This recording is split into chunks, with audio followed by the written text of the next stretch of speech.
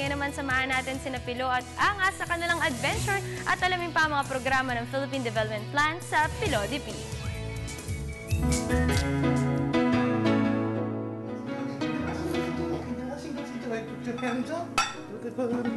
Wow!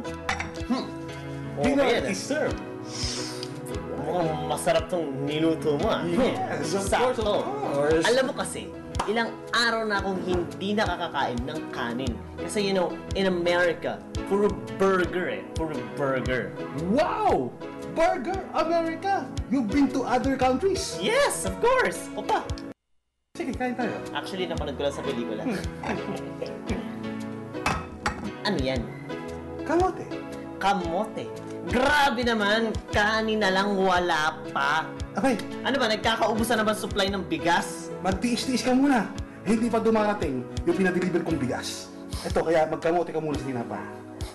Parating ka dyan. Kailan pa ba nagkaroon ng kakulangan ng supply ng bigas, ha? Anong kakulangan pinagsasabi mo? Eh, right self-sufficient tayo. Oh. Tignan mo to.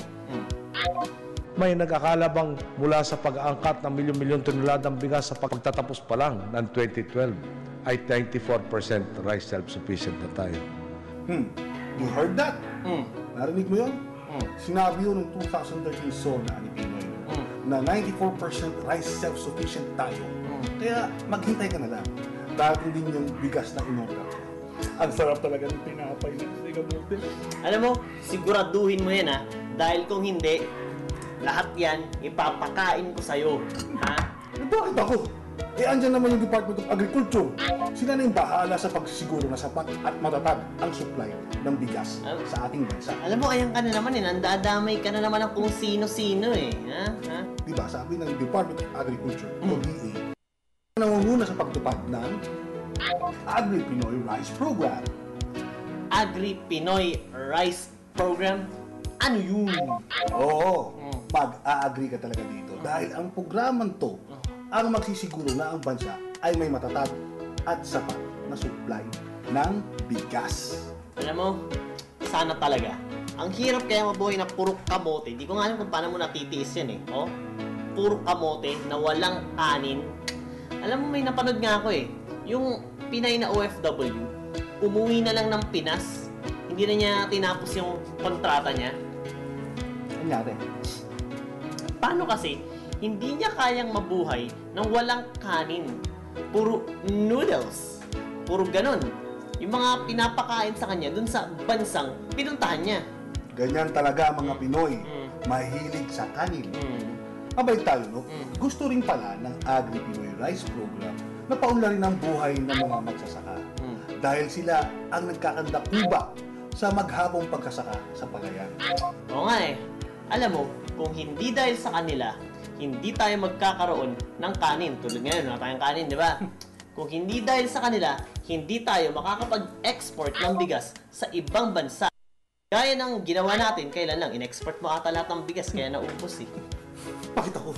Anyway, kaya nga dapat tulungan natin sila para mas lalo pa silang maging produktibo. Di ba? Tama. Kaya buti na nga lang ay meron na may Agri-Pinoy Rice Program na dyan. Eh, paano naman sila matutulungan itong Agri-Pinoy Rice Program? Sa programang to kasi, no, ay nagtutulungan ang mga national government at mga lokal na pamahalaan para bigyan ng suporta ang ating mga magsasaka. Eh, sapat naman kaya yung suportang yun. Ano naman yun? Eh, namamahagi kasi sila ng mga punla sa mga magsasaka at ng mga fertilizer na yun eh para labanan ang mga peste. Peste. Wala pa tayong kanin. Peste. Pero, Peste? peste. Peste. Yun lang? Ano? Tangko lang. May mga post-harvest machinery at infrastructure din para sa mga magsasaka tulad ng rice drums, seeders, rice transplanters, mini four-wheel structures. Paano na lang yung mga binilad na palay ng mga magsasaka tuwing umuulan? Naiisip ko na ang naiisip mo. Oh, di ba?